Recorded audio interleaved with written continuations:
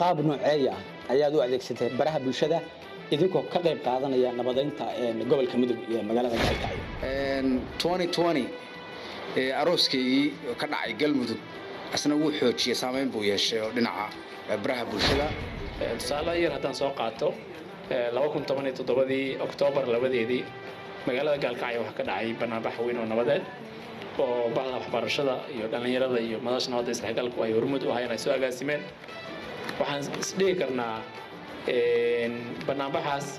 markii media iyo social media la geliyay iyo baraha bulshada wuxuu Galkacyo ku soo jeediyay indhaha caalamka iyo indhaha gobolka iyo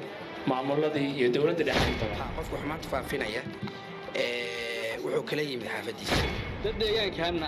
deegaankaasna ah oo laakiin meelo fog jooga waxay isticmaalaan social xoogan bay u isticmaalaan afaraadka saacna ayuu qabiilkii buunbuunanayo waxa weey qabiilkii iibinayo gadaya bay isticmaalayaan marka maadaama waxa weey meediyahaasna uu saameyn yeelan karo sidee baynu u horjeednaa oo baraha bulshada fariimihii odayaashii dacadaha ka hadli jiray ee isku handadi jiray ama digniinaha isku diri jiray ka bacdina gacan ka hadal ka dhalan jiray waxa bedelay fariimaha nabadda ee maaragtay dhalinyarada ee hadda baraha bulshada isticmaalaan ama isdhexgalka saameynta technology-ga ku leeyahay nabadda iyo isdhexgalka nabaddaas iyo isdhexgalkaasi waa in sidoo kale ictibaar la siiyo ama we should consider waa in la tixgeliyo age distribution-ka ee mujtamaca da'da inay kula duwan in la sameeyo beero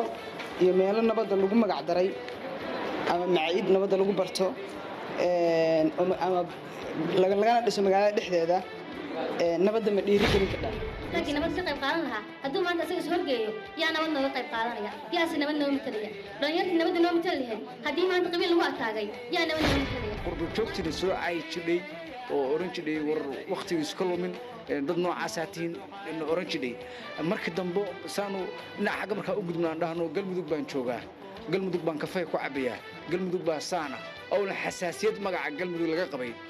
iyagii baa markay dalka dib ugu soo noqdeen hadda maalin kasta waxaan geeyaa qurbo joog baa waxaan geeyaa Galmudug oo safiir baa noqday halka ma aha oo kaliya in meeshan lagu dhex qabto halku inta waa ka balaaray halku wuxuu noqonayaa marka mujtamaci oo dhan iskuulaadkii iyo markii hore iyo abaabulkiisa iyo waxbarashadiisa in ayadana laga dhigo wax kamida manhajka oo la yiraahdo media laana manhajka uu daro qof kastoo dhalinyaro ah waxa laga rabaa social media iyo baraha bulshada oo isticmaalayo ama inuu wanaag ku baahiyo ama uu dadka dhibaateyn oo iska daayo ama wanaag sheeg ama iska dhaaf xuquuqu linaas xusn dadka wanaag u dhaha waxa wanaaga fariimaha wanaaga kuwa dibulshisiinta kuwa magaalada laamiyada jidadkeeda kuwa isdhexgalka waxbarashada isdhexgalka caafimaadka isdhexgalka dhanka ganacsiga dhinaca qurxoon oo maaragtay positive-ka markasta in qofku uu baahiyo oo ka qayb qaato fiditaankiisa